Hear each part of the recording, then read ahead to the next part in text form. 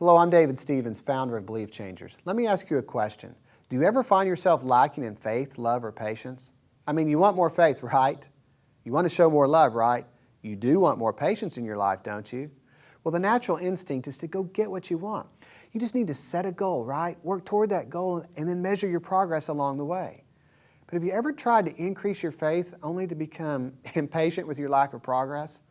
I mean, what good is it to try to become better in your faith if it only serves to create something unwanted in your life, like in this example, impatience? I want you to consider your life like a tree, with each limb representing an aspect of your character. When you see something in your character that you don't like, what do you tend to do? Well, if you're like me, you take a saw and you try to cut off the limb. If, for example, you often get angry, reading books and taking courses on anger management constitute you sawing off the limb. If you will just commit enough time and energy, the theory goes, you can cut off from your life any unwanted behavior. But what happens when you actually cut a limb off from a physical tree? Does it kill the tree? Well, of course not. What happens is the sap that once fed the limb that you just cut off just gets redirected into another limb. Spiritually speaking then, when in your own effort you try to cut off an unwanted sin or behavior like uncontrolled anger, usually you just strengthen another aspect of your flesh. You might get victory over anger, but find yourself involved in something like gossip and slander. The reason is because your flesh can never deliver you from the flesh. Your efforts to fix unwanted behavior, sin, or character flaws just strengthens other flaws. So what's the point in fixing one area of your life if it just causes another area to surface? The real problem is never the limbs, meaning the real problem for you is never the sin or unwanted behavior. Instead, it's the sap flowing through the branches. Fortunately, when you asked Jesus into your life, His sap began flowing through you.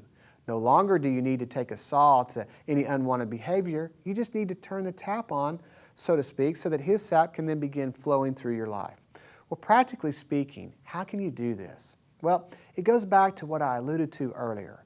Whatever you want to cut out of your life must be replaced by something, right? If you want unbelief out of your life or an unloving attitude or even impatience removed, what do you have to do? Well, you're going to have to replace them with faith, love, and some form of patience. But since Christ's life is the only life that has these things, He has to do the replacing. Yet for Him to give you what you want, you're going to have to, so to speak, turn on the tap and allow His life to flow. Now, I found that in my time of want, what motivates me to turn things over to God is when I focus on His activity and not my own. So, for example, what good would it be for you to walk by faith unless God proved to be a faithful God? What point is it to love without God displaying His loving kindness, His loyal love toward you? What point is it for you to have patience unless God takes a long-suffering approach to you? God, by way of how He relates to you, primes your spiritual pump. 1 John 4:19 says that we love because He first loved us. I believe that we walk by faith because He is faithful to us. I believe we show patience because He is patient with us. In fact, all that we want our character to be is a response to what He initiates. So what is it that you want removed from your life? What do you want to replace it with? Well, you can't remove the unwanted from your life through self-effort because you'll just end up causing greater problems in other areas of your life. Remember, flesh never delivers you from the flesh. The answer then is always to turn toward Christ. He removes the unwanted by replacing it with something that you do want.